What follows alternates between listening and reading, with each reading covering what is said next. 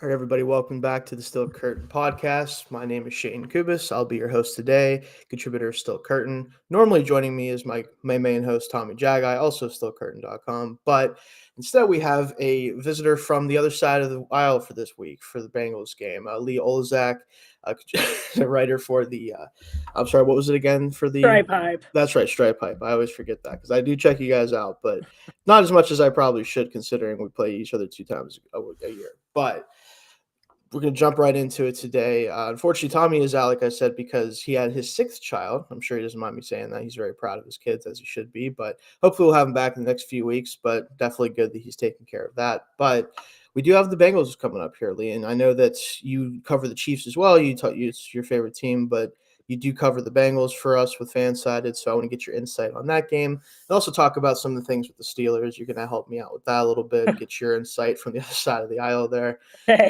Yeah, we'll do our best there. But first thing I want to talk about here is some trending Steelers news. Let's get into that here first. And actually, there's a couple comments I want to get to because we already have a few here from our typical friend here, our Barley 18. He always likes to chime in here.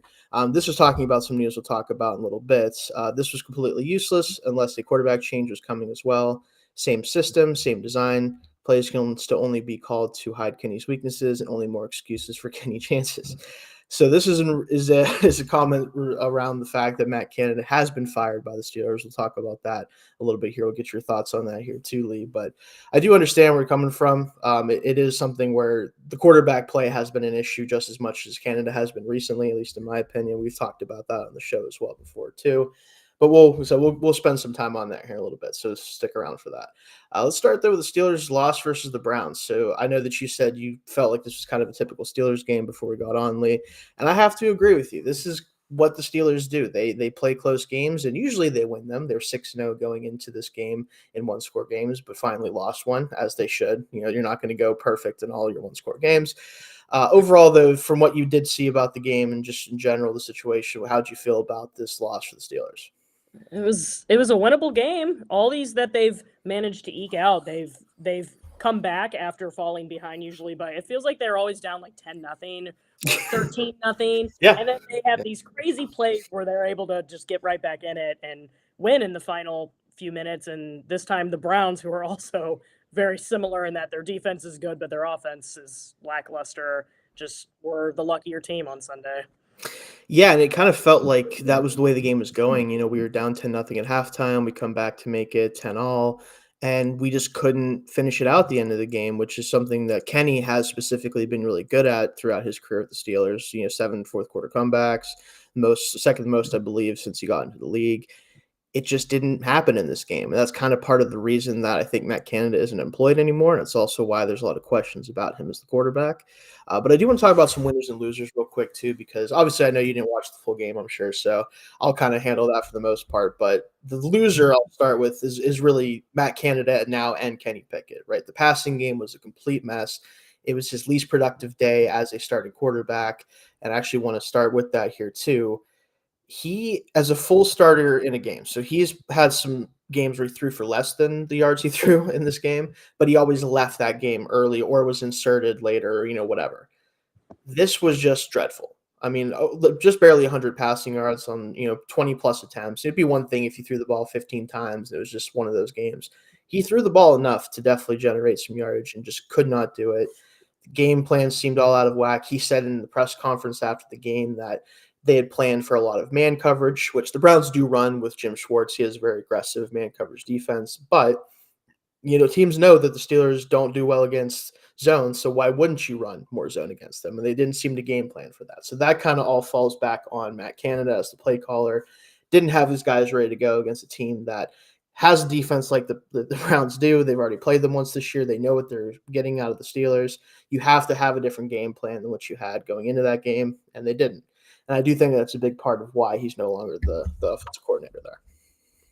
Yeah. And something too, the Browns do have a really good defense. They do. It's the best in the league so far this year. So a poor Steelers offensive showing against a good Browns defense, normally you wouldn't be irritated about that, but it just felt like there were so many chances that the Steelers had, especially late when the Browns defense was maybe a little more tired. Yep. And they just didn't do anything.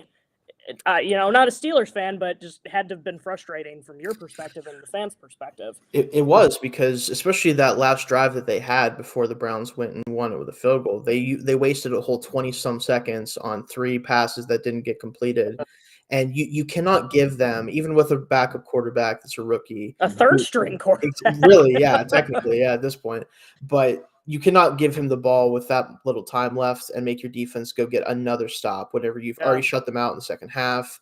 And that's what they did. And they deserve to lose, and that's ultimately what happened. I'm hoping that they learned their lesson a little bit because they already did make one huge move that was long overdue. But again, I don't want to point out just losers, though. There was one huge winner, and I'll kind of get into that with this next point. Jaylen Warren's career day was wasted. This is a guy who is an undrafted player coming into the season last year, did enough in preseason to get onto the team, was really the most effective running back on a snap-by-snap basis last year, and this year even more so. He's been one of the best running backs in the NFL in terms of every metric you want to look at, forced yards after contact, whether it's missed tackles forced. He's up there in every single one of those metrics. And as much as I do think Najee's a good player, the fact that he carried him in this game is just a monstrosity. You can't do it. I understand, he had the one long run that kind of pumped up his numbers, but he's capable of runs like that. Whereas Najee's really not. He's not going to get you that 40, 50-yard run. He's been getting better at the 10, 15, 20-yard runs this year. But the lack of usage of him late in the game, especially whenever you need points, you need yards, he's the only guy getting you yards, and he doesn't touch the ball in that last drive. It's just really hard to stomach that as a fan because you know what's working. Like, as if you can see what is working, and they seem to kind of go away from it. And you obviously, as a Bengals fan, you guys have a lot of weapons that it can kind of get easy for one of them to get lost in the shuffle. But for the Steelers, we really don't have that right now because the passing game isn't working. We have really one true elite weapon this year so far, at least on a snap-by-snap basis, and that is Jaylen Warren. Yeah, and it's crazy too because one of those was a first-round pick, and one you said was undrafted. So yeah, I mean, if you told me that, I'd probably have him flipped. So that's just exactly. It's a bummer that he had such a good day and weren't able to do anything with it. It's unfortunate, and again, like you hope for him that he's going to be the bigger part of the offense moving forward now that the coordinator's changed. And I think Najee has his place. He has played well this year for the most part, but there is something too when you have a running back tandem like this. Ride the hot hand. Warren clearly had it in this game, and Najee did not. It was just not his day.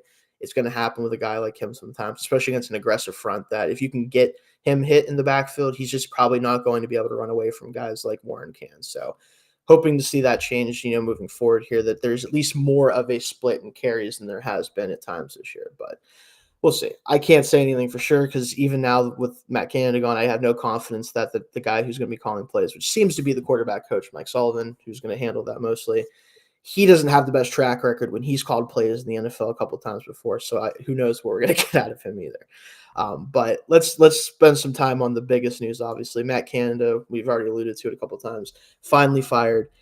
My question, and I'll obviously expound on this too, but I kind of want to see your thoughts on this too. Will it matter for this season, you think, for the Steelers? Will it change really anything significantly? Why did they do this now? Is my question. Like, the offense has been bad all year, and you wait until what? We're going into week 12, and you just now fired him, and you did it on a Tuesday. Like, it just is weird to me. Yeah, it's strange. I wish I had more insight on it. Yeah. I'm curious to hear what you say about it because I saw that news this morning. I was like, okay, feels like this should have happened like maybe a month ago.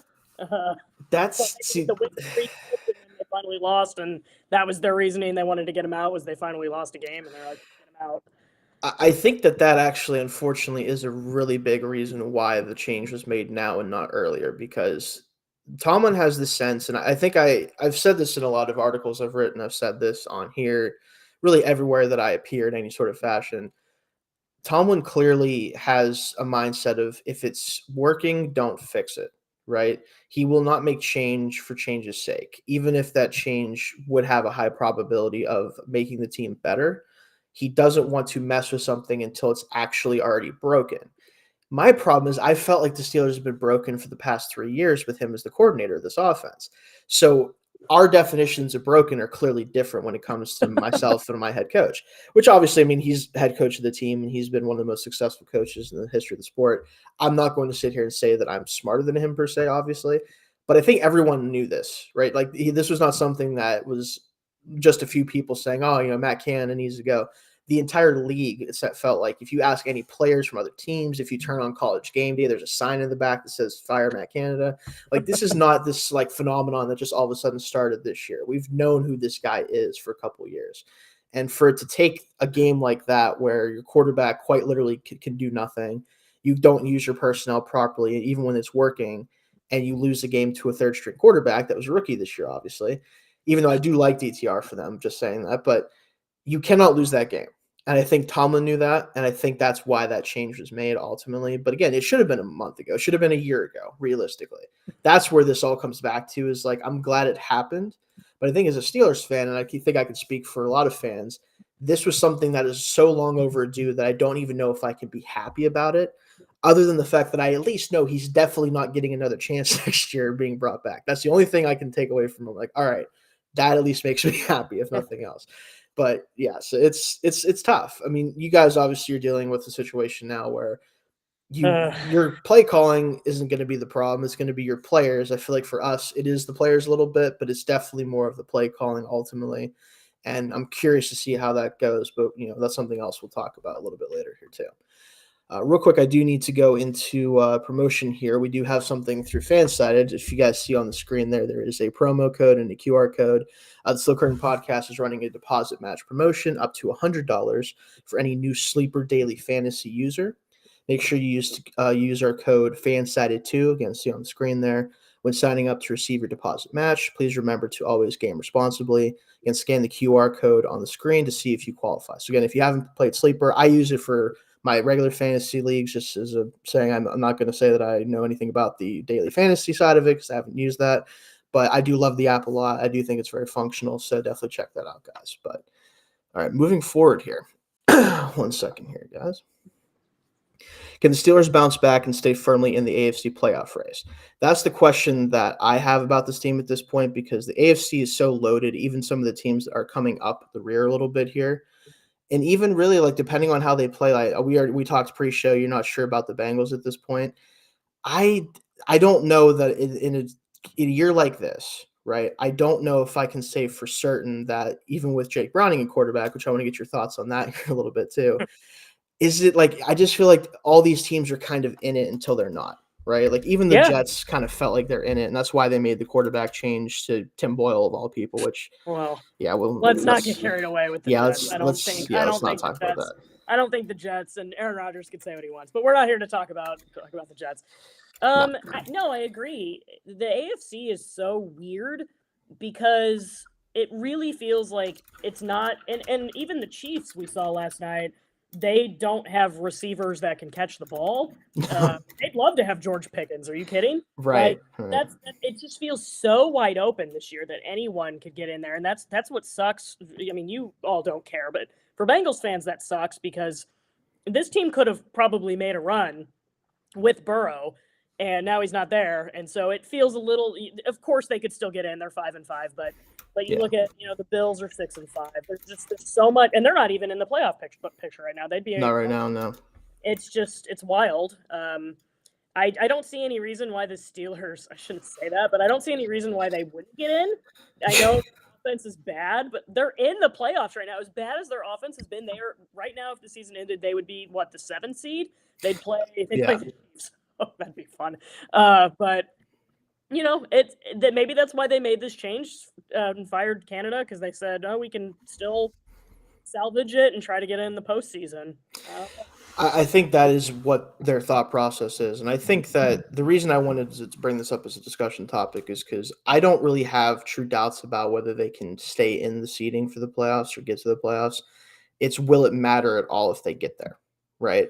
And probably not, but it's a weird year. That's the problem. Like, so for me, like one of the points here, and this is part of the Matt Canada news as well. What can they do to help get the passing game going? Because, At the end of the day, and you guys are about to go through this probably as well as a lot of other teams are, if you cannot throw the football effectively in the NFL, you probably aren't going to win big playoff games, especially. No. There's too many quarterbacks, especially in the AFC, that you have to go through that at any moment, no matter how good you think your defense is, they might just not have it that day, and that quarterback might. You have to be able to have a way to go toe-to-toe with them, even if it's not, I'm not saying the Steelers have to be able to go blow for blow with the Chiefs at full strength. I understand that's probably not going to happen. Granted, their receivers might help us out a little bit, as you just alluded to, but at the end of the day, you have to be able to have a plan for if it hits the fan, essentially. Like, if the defense can't do anything, if they can't stop anybody, what do you do offensively? And right now, the Steelers do not have an answer for that. And they have not shown any reason for me to believe they even care to have an answer for that. And that's maybe the issue. And I'm hoping that the change in offensive coordinator, even if the plays are going to be the same, because they're going to be essentially the same plays, they're going to tweak some stuff. Obviously, they're going to change things up. The sequencing of plays, the route combinations on those plays, just their decision-making on, especially second down and long, that's been one of my biggest issues with this team. They love to run the ball in second and long. I don't understand the point of that, because it's not like outside of the last few games that we're running the ball that well. I would understand if we're getting like 7 yards a clip at historic rates. If you want to just get a free 7 yards, that's not what's happening when they do that. And they continue to run into brick walls and second down for some reason. I'm expecting that to change a little bit, but still, they need to find a way to get Pickett to a point where he can confidently hit throws, especially in the middle of the field, which has been barren for the last 3 years. But even if it's not in the middle of the field, just you have to be able to go to something in the passing game that he is comfortable with. They have not found that this year. Yeah, offensive line play probably would help too. Yeah, I mean, that's it's been getting better, especially with Broderick Jones in there, especially in the run game. But still, even as a pass blocking unit, Garrett got his. He's going to most of the time. Outside of that, outside of that, it wasn't terrible. Pickett had lanes to throw. He had lanes to run. So you can't blame the O-line for Pickett. Not recently. No, okay. Not recently. I think earlier in the season, I believe that you could give a lot of it to them, and I think it might be part of why he's not doing well now, because he's afraid to stay in the pocket. But it's still not been the issue the last few weeks, especially. But this is a question that I think has been answered by the firing of Matt Canada already, but I'll still throw it in here because I think it is worth talking about. I've toyed around with the idea of, is it worth sitting Pickett down, even just to send a message of like, you aren't seeing the field right now. You are not confident right now. You need to sit down and think about what it is that you need to do with yourself personally to get yourself out of whatever rut you have right now. I don't know if this is something he can play through. That's my biggest concern. If the offensive coordinator change is what he needs, which I do think it's part of what he needs, of course, if he's still not seeing the field, especially against the Bengals, like if we lose to you guys with the situation we're in right now where you're starting Jake Browning, that your defense hasn't been as good as you guys expected to, if we can't beat you guys, even though your guys are at home, I really think we have to consider sitting him down just for the sake of like giving him a reset, even if it's for a week. Because things have been so bad for him. And just like every time I watch the film, I see guys open for him to hit, and he's either not even looking at them, even though they're part of the progression clearly, or he does look at them and does not pull the trigger. That's the most frustrating part, is if he had nowhere to go, which that was the case a lot last year and early this year. It really has not been the past 4 or 5 weeks. There's been guys to hit. He simply won't throw the ball to them. And I don't know what that is. I can't explain it really, because I don't see him as a quarterback that's afraid to fire the ball in there. Maybe it's the conservative nature that he's been forced to play with, is kind of beaten out of all the playmaking ability that he showed as a senior in college. Whatever the reason is, they have to come up with a way to solve that for him. And it might be this, honestly. Yeah, I think you hit the nail on the head there. I think but if you sit Pickett, is this kind of signaling you're ready to move on from him? That's the one issue, is I don't want it to be a situation where I tell him like, hey, we're sitting you because we don't believe in you. We're sitting you because we think you need to take a minute and just breathe and think about what it is that you're having issues with. It's how you frame it to him. Any quarterback is going to take it as an insult, of course, if you bench them. I'm sure even Zach Wilson, who has somehow been even worse than Pickett this year, right? He probably knows in his head, like, yeah, I suck. I should be sitting. But that's not what you want Pickett to feel, because you want him to understand the reason why we made this offense coordinator change is because we have you in mind. We think you can still do this. But are you ready to do it or not? And I think at this point, the question has been answered for me. He's not ready to do it right now.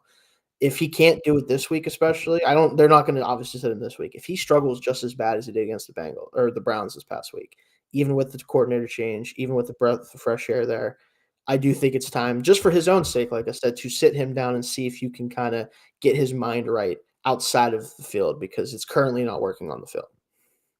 Yep, Trubisky versus Browning. Everybody wants to see. I would rather have Rudolph personally. Yeah, I would rather have Rudolph in there. I've talked about that a lot on the show too. Trubisky is just he's two sides of the same coin. He is either entirely too conservative, and then when that doesn't work, he just starts throwing the ball into triple coverage for no reason. And I'm like, there's a middle ground that you could find there, but that's a whole other conversation, honestly. But I do have a couple comments here I wanted to bring up since we're talking about it. Kenny wouldn't stay in the pocket in any of his 5 seasons as a Pitt either. It's nothing new. He has zero feel for rush and uses his eyes for the rush, and that's the reason he's missing open targets. I do think that is a big part of it.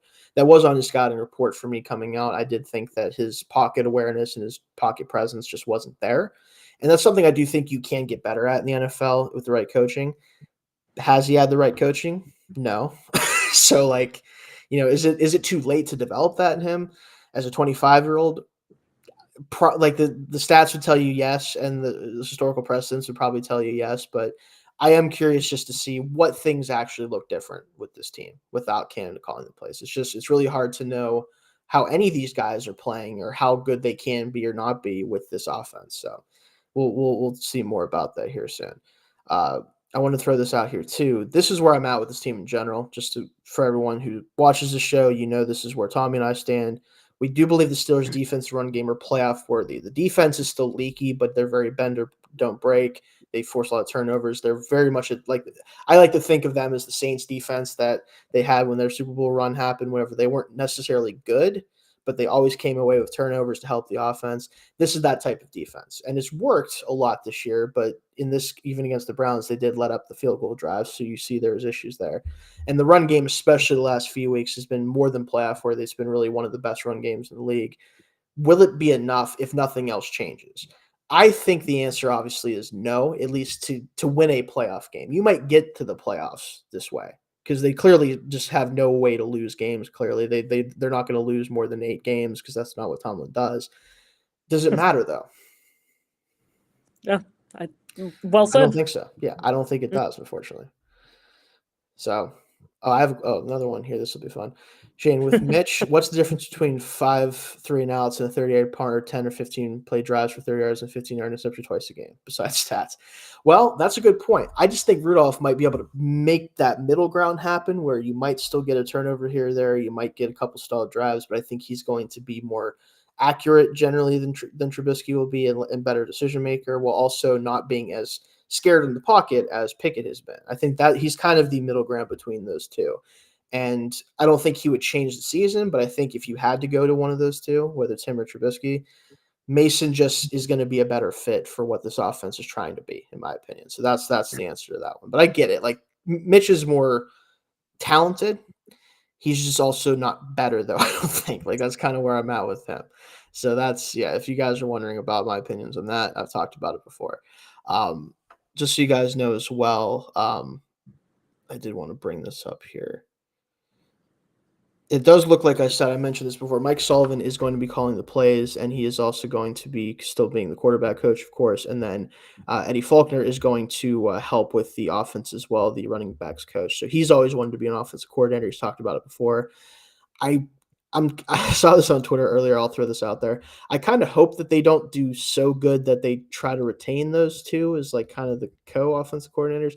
This team desperately needs a breath of fresh air from outside the organization. Like, it's very clear that they need someone who isn't part of this organization currently to come in and just try to change things, how they run on the offense, what they want to do on offense. So, hopefully they don't do too much, that they actually get kept around. So.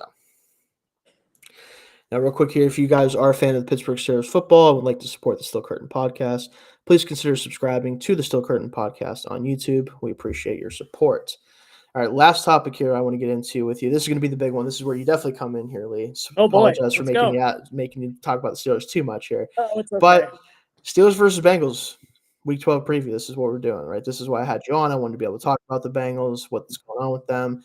I do follow the NFL in general, so I definitely am pretty well versed in what's going on with the Bengals, of course, as a Steelers fan anyway. But let's talk about the odds real quick. And the odds have shifted a little bit, definitely, in the last few days, especially since the Burrow injury back on Thursday night.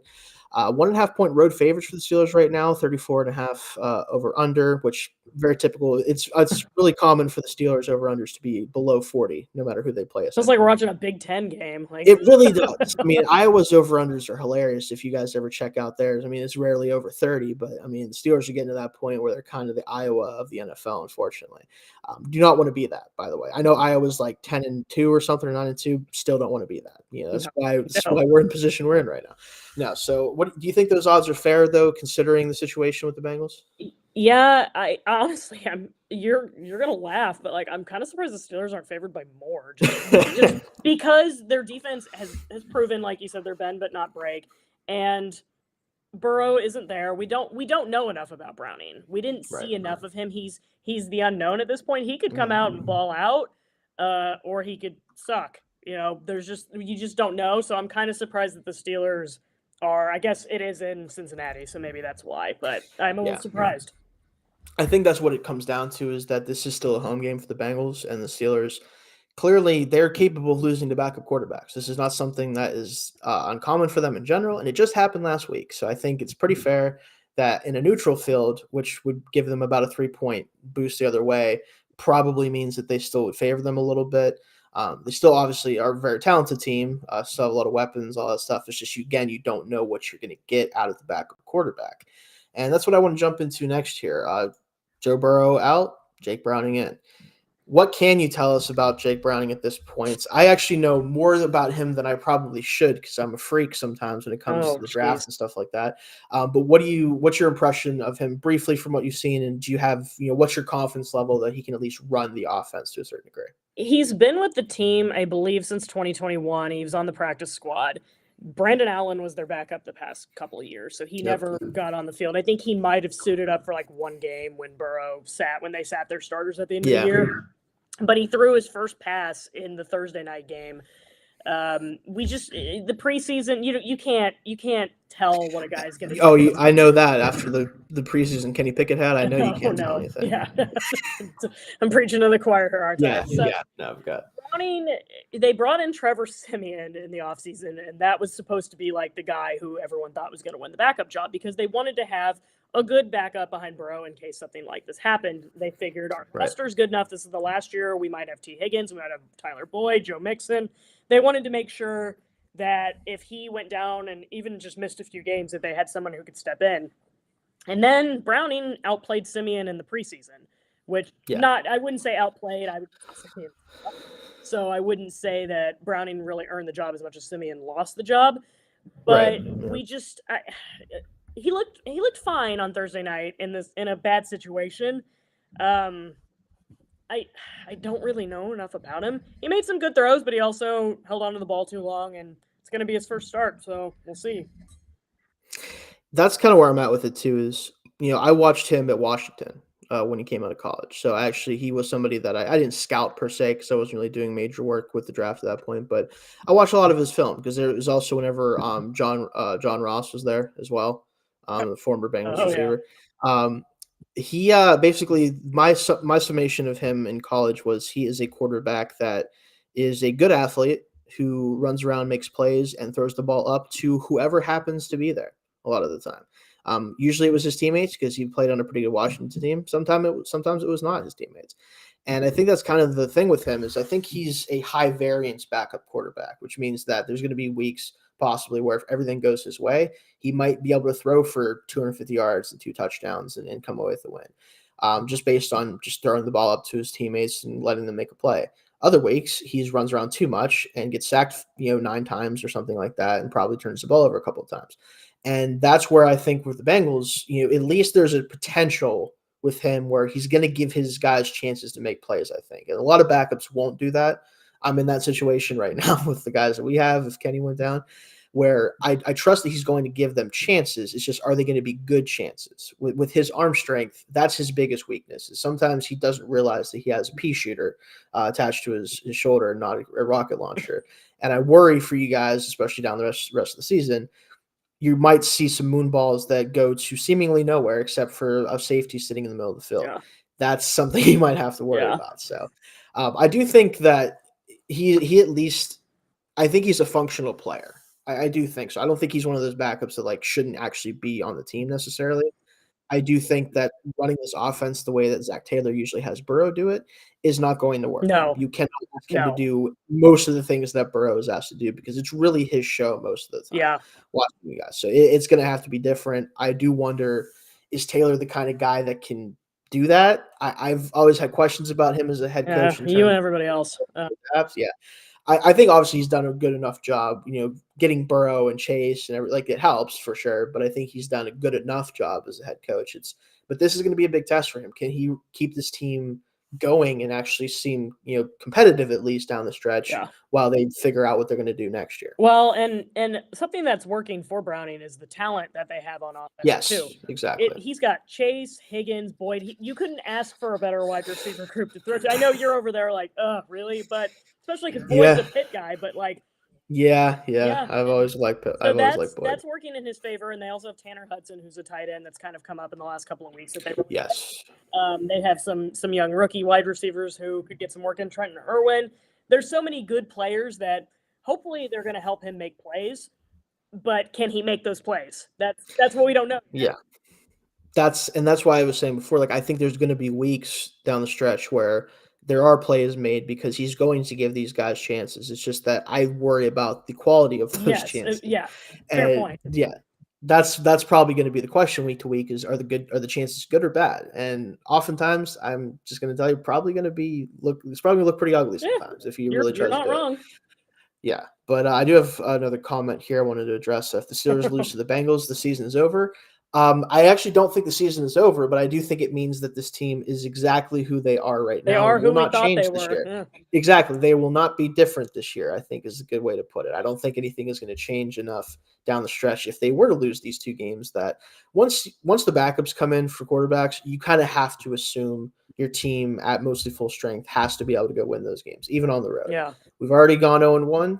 If we go 0-2, it's definitely a huge indictment of this team. So I will give you that. I think if you flip that, if the Bengals lose this game, then yes, their season is over for sure. They'd be 5-6 with a backup quarterback. A pretty tough schedule, I think, for sure. But Steelers, I wouldn't hit the panic button quite yet. No, our schedule is a little bit. There's a couple of tough games at the end there, especially the Ravens and Seahawks. If those games matter for us for the playoff seeding, the Ravens are right now. I mean, they could be in a position where they're resting their guys if they keep winning. They're the 1 seed right now. Right, like with the Chiefs losing the Eagles, like they're in the driver's seat. If they win out or if they get close winning out, they're probably going to get the 1 seed.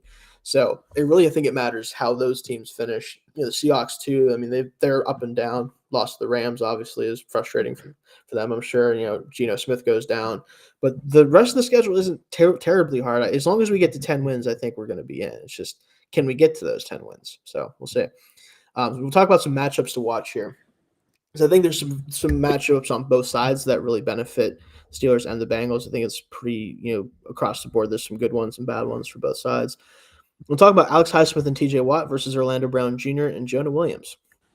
Now, I will tell you, and I feel like this has kind of been, at least from what I've been able to gather, vindicated to a certain degree.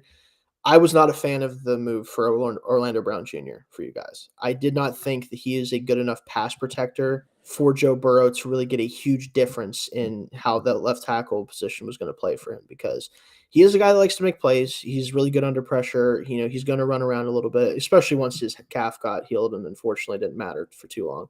But I just didn't think that he was going to be a huge upgrade as an actual pass protector. And as far as I can tell, that has kind of rung true. Yeah, I think Brown has been an improvement from what they had. They moved Jonah Williams to the right side. To the right side. He has been better on right. Yes, he's definitely a better right tackle. I know we're talking about Brown right now. Yeah. Brown's issue is he just gives up a lot of pressures. He does. And I think if you ask Bengals fans to honestly answer, they'd probably say they're disappointed with the production so far this year. The tackles haven't been the issue on the O-line, though. No, it's been the interior, Volson especially, right? Cordell Volson's just abysmal. I don't think he's an NFL player personally, but He had a respectable rookie year for being a fourth round yeah, rookie. you live with that for a rookie, And yeah. and then I think they got kind of like, oh, he can hold his own, but we've seen he cannot. And that's been the issue is, and the sad thing is this was the best O line that Burrow has had, and it still wasn't good enough. And that's a problem that the Bengals continue to see is he keeps getting hit and hurt because they can't protect him. And I think O line plays down across the league. It's not just a It problem, is. It is. but for the Bengals, you spend all this money on these guys and they're not getting the job done, and it may not change. And now you paid Burrow, and it is what it is. Yeah, and again, I think Orlando's played better than I think Williams played at left tackle last year. But again, the point for me is if you're going to spend that amount of money on a free agent left tackle, now again, it's very hard to find quality offensive linemen in free agency. So when they are there, Absolutely. you have to overpay them, right? So I understand that. But I didn't feel like he was the right type of tackle to put on the blind side for Burrow because he Yeah. got pressure sometimes. And I would argue too, some of it was to kind of take a shot at the Chiefs more than it was. I think they Yeah. did it because it was going to help their team, but I think they were like, "Ooh, we can get back at the Chiefs. We can steal their guy." I think there was a lot of pettiness in it as well. It definitely could have been. I mean, that makes sense. I mean, now they had to pivot to their tackles now, which have not been as good as probably you guys hope them to be. The Chiefs, not that they've been the biggest issue. I would say that's your receivers, but that's for a different show. That's what I'll probably do. No, we don't need to talk Saturday. about that. No, yeah, but I think ultimately the line has been an issue for you guys, and I think that both pass rushes I think have the advantage going into this game. Absolutely, Sure. 100%. And yeah, so like Highsmith especially, he is a guy that Orlando really is probably going to have a tough time with because he is much more of that twitchy, finesse rusher. He's not going to try to go through his chest like other guys might have to do because of their power rushers. He's going to have an advantage or everything. And then TJ is going to have the advantage on really every tackle he plays most of the time, at least going into the game. You guys will chip him. You'll do all the stuff that every team does to him. But the pass rush could be really the biggest factor, as it usually is for the Steelers and maybe for the Bengals here too. Agreed. Yeah, I think he nailed it. Yeah. Speaking of which, Dan Moore versus Trey Hendrickson. Not good for me. I will just say that. I do not like that idea of that because he's already had some good games against us while he's been a Bengal. He's been a really good player this year and really since his breakout year with the Saints has been really good. The contract you guys got him for, some people were making fun of it even at the time because it was a breakout year. It's like, nah, his tape was really good with the Saints. And they didn't keep Carl Lawson. That was the big thing. People were like, oh, but Carl Lawson, and now see how well that's gone for the Jets. Yeah, he can't play, unfortunately. He just doesn't play. Like when he plays, he's good, just doesn't play. But no, Hendrickson has been great for you guys. I think it's really kind of up especially the floor of the defense, I would say. You guys definitely looking for more pass rush from other places, but he at least gives you that floor as a pass rusher. Yeah, he had a hyperextended knee. There's been so many injuries I can't. Yeah, that's fine. Hyperextended knee, but he played on Thursday night. He did. Yeah, it looked fine to me. Control him and contain him in the second half, but I don't know if you will have the same luck if. Off that O-line, he tends to have good games in these AFC North matchups, so he does. We'll see. Yeah, I'll basically be looking for Dan Moore to hopefully get some help. I don't know how much he'll get, but I certainly hope that they do. A couple quick comments here we have as well. Punxsutawney Pickett is terrible, and the offense is more his fault than Canada. So I will say the last few weeks, I agree with that. I think there have been open receivers, even with the play calling, and Pickett's not seeing them. So I agree with that. Also, great nickname if you don't like Kenny Pickett, Punxsutawney Pickett, not bad. So throw that out. I do agree, though, that Pickett's been a bigger issue. And then this is a big question, too, I didn't even really talk about. Will Art pay for a quality, innovative offensive coordinator? Will Coach T allow the new hire free reign? Time for both to be willing for a new approach. I am writing about next season, not now. I definitely agree with you, the questioning of that, because the Steelers are pretty cheap when it comes to their coaching staff. They have one of the smallest coaching staffs consistently. They don't pay their guys a whole lot as far as the coordinators and the position coaches. It might be hard to lure, even though it's a job that you theoretically would want for an organization like this, it's so loyal. It might be hard to pry away some guys that might have better opportunities elsewhere to kind of go up the ranks. So I certainly hope they look outside the organization, and not just outside of it, but somebody who actually is either on the up and up or has a track record of being able to work with quarterbacks and work with offenses. But I just can't really say that for sure. I can't really have any confidence about that knowing this team. So, But moving on to some other matchups here, I wanted to talk about Kenny Pickett versus the Bengals secondary. They've given up a lot of passing yards for the past 5 games, specifically about 299.4 per game over the last 5. But the Steelers can't throw the football. So like what's gonna, which one is gonna break? Give this like week. Something has to give there. So I think, do you think that, for example, they will be able to, the Steelers speaking, be able to throw the ball on this team effectively if they actually allow Pickett to try to do so?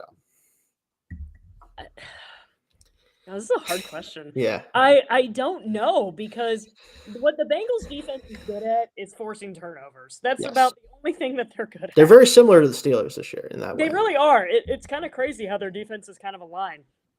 But I don't know. They just give up so many explosive plays. And I know Pickett, for all that we've been making fun of him, like he hits those ones at the end, and that's the exact kind of plays that the Bengals tend to give up. And against the Texans, they gave up 7 explosive plays. And Stroud's been doing that to people. Turnovers. Well, against the Ravens, they didn't force any, and we probably all watched all those plays. The Zay Flowers one that got called back, the OBJ one. I think their running back popped off a huge play. Like they give up these big chunk plays. So can Pickett take advantage of that? I don't know. Yeah, that's the problem. Is like I want to say that this is a team the Steelers can throw on if they want to, because clearly they are giving up a lot of yards. They will probably force some turnovers if you try to throw the ball on them too much. Exactly. That's the risk there. Yeah, and that's why I kind of lean back to saying they probably aren't going to throw the ball on them very much, because they do not want to have turnovers. It is their number one strategy every week. Is we're going to force turnovers, and our quarterback isn't going to turn the ball over. That's great until you have to score points. Yeah. There's a balance missing. And I've talked about this. I could say balance I probably said balance about 100,000 times on the show the past year. There's a balance missing from how they approach the passing game and just offense in general, where, yes, you do not want to put the ball in harm's way a ton, because that leads to games where you just can't be in it, because, you look at the Bills this year, they've had games where, as great as Allen is, his turnovers have been a problem. And there's other games where they aren't a problem, right? It's a balance there. The Steelers don't want to do balance. They want to have full on, like, we're not going to turn the ball over. I don't care if we score 20 points only. We're not going to turn the ball over. And it just doesn't make sense, right? Especially against a team like this that, like, your defense is going to have the advantage. You're playing a backup quarterback. Let that thing rip and see what happens. If you struggle early in the game, that's okay, because you struggle anyway. You don't score points in the first half of half your games anyway. Try something else and see if you can get the passing game going. Because if you get the passing game going against the Bengals with how they're beat up and the fact that Browning is going to have to try to come back, you're going to be in the driver's seat anyway. It really, like, either way, you're not going to be behind the 8 ball that much. And that's what's so frustrating, I would say. Well, if I'm the Steelers, I'm running the ball. The Bengals defense is awful against the run. They're going to be able to run the ball. Yeah, run the ball. This is good. This is a fun one. Pickett will make the Bengals secondary look like Hall of Famers. I don't know about that. I don't know. I don't know if we're going to throw the ball enough for them to have the chance to do that. That's kind of my point. Is like, even if Pickett could throw the ball on them, I don't think they're going to let him. And that's the ultimate issue, is we don't know enough about him as a passer, because we don't let him throw the football consistently. Like, it's like, oh, hey, just give it to him in the fourth quarter, let him throw it then. It's like, what about the first 3 quarters? We're just not interested in getting him going? We're not interested in getting him in a rhythm. I don't think he's playing well, but it really feels like they don't care if he plays well. And that's my issue ultimately with this team, is they don't seem to care about the right things. They only care about trying to drag out a 16-10 win that will mean nothing as soon as they get into the playoffs, right? And then that's what's frustrating, because like with the Bengals, you guys obviously have your own issues because of the Burrow injury, but like, if you were playing football the style of the Steelers were, and you're still winning games, like you guys obviously won 10 games in the regular season when you went to the Super Bowl against the Rams. If you'd have won those 10 games the way the Steelers are winning 10 games, would you have felt comfortable going into the playoffs? No, because you have a quarterback that's an like all pro that you're not using properly, and we don't have a quarterback at all because we don't know if he's good or not, because they refuse to find out. Like, it's really maddening, and I don't want to ramble too much about it because I could for a while, but again, it's just it's a mess. It really is. For a team that's 6-4, I have never felt this poorly about a team that is 2 games above 500 this late into a season, because you see the cracks. They just showed up bigger than ever last week. And I think that's why you see the big change that finally had to happen. But again, will it matter at the end of the year? I don't know. We'll see. Last thing I want to get into with you, and this is just some keys to success and some game predictions for the game as well. So Oh keys boy. keys to success for the Steelers I'll do, and then you can give me your success for the Bengals, like what they have to do if they want to win this game at home. My key to success on offense, I'll start. You have to be able to find a balance, and it can't just be the run game, because we've seen how when they run the football really well, it helps, but they're still not scoring a lot of points. You have to be able to put up points on the Bengals just to give yourself a chance in case Browning does have a game where he does connect with his receivers. You have to worry about Chase, and I'm assuming is Higgins going to be good to go for this game? Don't know yet. Okay. We'll find out more. Right, but yeah, if he's good, Boyd, the backup receivers are also guys that I worry about because they've made plays for this team before, like you talked about. Like, you have to be able to score in case Browning does get something going with these guys, because it's totally possible. More possible than it was for the Browns, honestly, I think, if we're being honest about it. Can they balance things out and get Pickett going early so that way they can go to the pass if they have to? If you don't, I think we're going to see a similar situation that we saw this past week where, yeah, you have a lot of rushing yards, you have 10 points. So who really cares, right? That's kind of what it comes down to. What do you think for the Bengals to be a successful offense? What do they have to do? Oh, man. No, the O-line's got to protect that. It's just so hard. This game is so different now that Burrow's not going to be out there. It is. It's very different. So it's hard because it's like we don't know what we're going to get from Browning. The keys to success, he just needs to not make mistakes. I say would be the protect the football. Protect the football. He doesn't need to be a rock star. Put up. I would say even if he threw for under 200 and threw for a touchdown and maybe had Joe Mixon run one in, that's going to be probably enough points to beat the Steelers. So unfortunately, I have a hard time disagreeing with that. I actually feel like you guys almost want to play kind of, I don't want to say this, but kind of how the Steelers play in terms of being conservative. Yeah. Because you can get yards on this defense. They'll give you yards. It's just they won't let you score once you get down there. And if you guys make the right plays in those situations, if Browning can make a couple good reads in the red zone, you might be in business. Because, again, you score 20 points, I have a hard time thinking you guys lose. That's the benchmark. You score 20 points, you're probably going to win. And unfortunately, that's every game with the Steelers. So not news there for anybody listening, but you really need to be able to protect the football, because that's what the Steelers do. They want to take the football away from you. That's their identity on defense. If you can avoid that, you're always going to have a chance against this team, regardless of how good or bad you are, honestly. On defense, I want to just, again, you have to take the football away, right? That's the Steelers. The whole thing the Steelers do is they're like, okay, we'll let you have yards. Our secondary is not very good. There's going to be gaps, but when you need a play, we're going to be there to take the ball away from you. It seems like quarterbacks love throwing them the ball right into their hands at the end of games for some reason or another. And that's what they're going to need again. There's probably going to be a situation in this game where the Steelers are either losing or they're about to lose if they give up points and they make a play. That's what it's going to come down to most likely. Yeah. And same for the Bengals defensively. Yeah. Take the ball away, give your offense better field position and better opportunities. More opportunities to score too. Because your backup quarterback's going to need all the help he can get. Yeah, I think it's weird how similar these teams are now that you have a backup quarterback. Yeah, it's crazy. Yeah, and would you rather have Pickett or the unknown with Browning? I know everyone in these comments are going to be like, "Oh, we want Browning." And probably, yeah. Which again, I don't know if I can really disagree with that. Unfortunately, I think that again, we've seen it so much his first 2 years, year and a half now, that he just can't put the ball in the end zone with this offense. I mean, I saw a stat and it's hilarious, but it's also sad.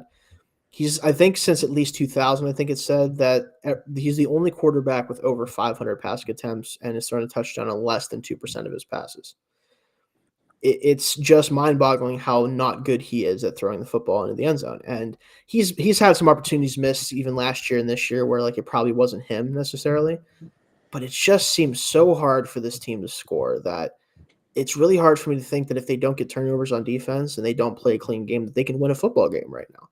And even when they did that against the Browns, I mean, they didn't have any turnovers. They ran the ball really well. It just didn't matter because they threw for 100 yards and couldn't complete a pass when the game was on the line. That's what it comes down to. Mm-hmm. But yeah, so I totally agree with you there. Last thing we're going to do here, game predictions. This one's tough because who knows what the scores of this game is going to be, but I'll give my best shot. I'll start. I'm going to say that I'm going to pick the Steelers to win this because I think the energy from losing Canada, moving to a new offense coordinator. I think Kenny, to a certain degree, even if it's nothing special, he's at least going to be rejuvenated a little bit. I think he's going to be more excited about what the offense could be. I'm hoping that gives him a jolt to kind of get him back to playing a little bit more like how he was early in the season, where he still wasn't pretty, but he was throwing for 200 yards and, a touchdown here or there. Like, it was at least passable compared to recently.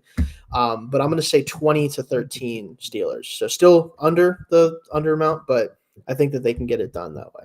Okay. A week ago, I would have picked the Bengals all day. I probably would have too. So. I think, and I know you probably would have too, and a lot of people, again, in these comments probably would have, but we don't know what Browning's going to do. I actually agree with you that I think the Steelers are going to get to 20 points, which is a lot for them. Like, let's not take that away from them.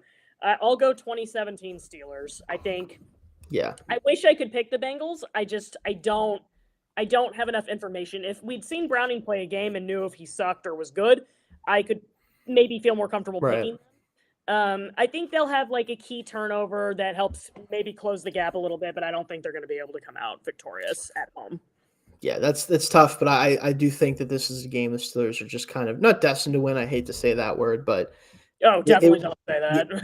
It makes a lot of sense for them to win a game like this, because with everything going on with them, the loss, like, they tend to come back really strong from losses. Bengals are reeling with Burrow injury. Like, everything is lining up for us to win, which means we probably won't. So there's more pressure on the Steelers to win too. Oh, for sure. No one's really expecting the Bengals. I don't think the Bengals are going to be winless the rest of the year, but I think the Bengals don't have pressure anymore because they don't have Burrow. They're 5-5. The Steelers can still make the playoffs. Right now, they're in it. Yeah. So there's definitely more pressure on you. It's how are they going to handle that? I totally agree. I think that it's not like the Bengals are like dead in the water necessarily without Burrow in terms of being able to win any games. It's just the fact that they can win a few more. They can. For sure. I mean, obviously there was an indictment of the fact that, like, you let Burrow out there and kind of get his ass beat for the first 4 games with the calf injury. So, like, clearly they weren't confident about Browning then, or else they would have let him play. Yeah, exactly. But it's still, like, you're going to have a chance to win some of these games. The Steelers are certainly winnable. Both games are going to be winnable for really any team, unfortunately. Like I said, it's kind of how they play. We'll see how that plays out. But thank you so much for joining me, Leigh. Definitely wanted to make sure we have a Bengals person on. I'm going to try to have a person on from the teams the Steelers are playing for the weeks that Tommy's out. So definitely look out for that, guys. If there's anybody even in the comments, like, there's somebody that is a big Cardinals, I think Patriots are the next 2 games for us after you guys. So if you know anybody from those teams that you'd really love to have on, I could reach out. But otherwise, thank you guys so much for joining us today. We go live on usually every Wednesday at 1:30 p.m. But today I wanted to get on so you could be on, Leigh, for Tuesday. I will probably be back on Wednesday, though, guys, just so you know, doing a little bit of just a breakdown of the game this past week, previewing more of the Bengals stuff in depth tomorrow. So definitely look for that. Thank you all for joining us on the show today. You can follow me at Shayne Kubas on Twitter. Leigh, if you want to, you can throw out your handle for Twitter if you'd like. It's up to you. No worries. Okay, no problem there. You can also download the Still Curtain podcast wherever you get your podcasts. Also check us out on YouTube, or ask Alexa to play the Still Curtain podcast. Thanks for listening to the Still Curtain podcast, and we'll see you guys either tomorrow, like I said, possibly, or if not, next week.